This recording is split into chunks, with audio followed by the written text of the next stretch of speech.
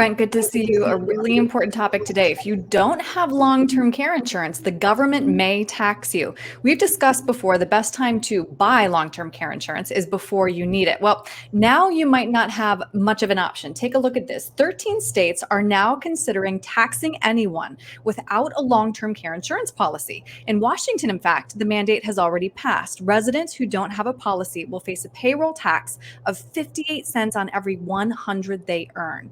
Brent, do you see more states adopting this mandate?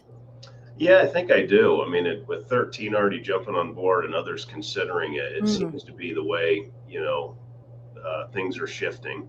A lot of these states have massive Medicaid expenses every year. So they're looking for ways to kind of pass back that long-term care cost that is, a lot of people are going to incur back to the consumer. I'm glad you brought that up because the government is clearly concerned about the increasing cost of nursing homes, which is expected to rise from $12,000 a month to $23,000 a month by 2050. There's also speculation this may become federally mandated. So how should we prepare for the eventuality that long-term care insurance will be mandated? So it's anybody's guess what the government's going to do. But what I like to say is let's not lean on them to decide the plan for you. So by working with a financial advisor, if you've got a decent one, they should be already talking to you about your long-term care insurance needs and then solutions to try to fix that problem for you.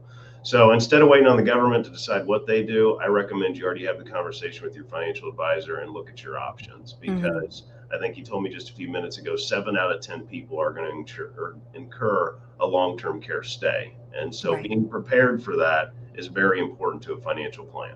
Right. If you're not prepared, it could wipe out all of your retirement savings. Good point, Brent. Absolutely. But there is some good news. Following the passage of the Secure Act, there is now a new provision where you may be able to buy long-term care insurance directly from your 401k. Can you explain this, please? So the government's trying to essentially assist with making this doable for most people. So the majority of American savings is in 401ks. And so you can't access those funds until 59 and a half. But a lot of times it makes sense to pick up long-term care before that. So the government says, hey, how about this? We'll let you take out $2,500 from your 401k each year, and we won't charge you that 10% penalty to take those funds out. So that's a way to fund your premiums for that plan before 59 and a half. Now, in my opinion, I always like to tell clients, let's leave those retirement funds for retirement. So I would try to, come up with a plan that your working income, you could pay those premiums and save your 401k, but at least you'd have something to fall back on if you couldn't afford it.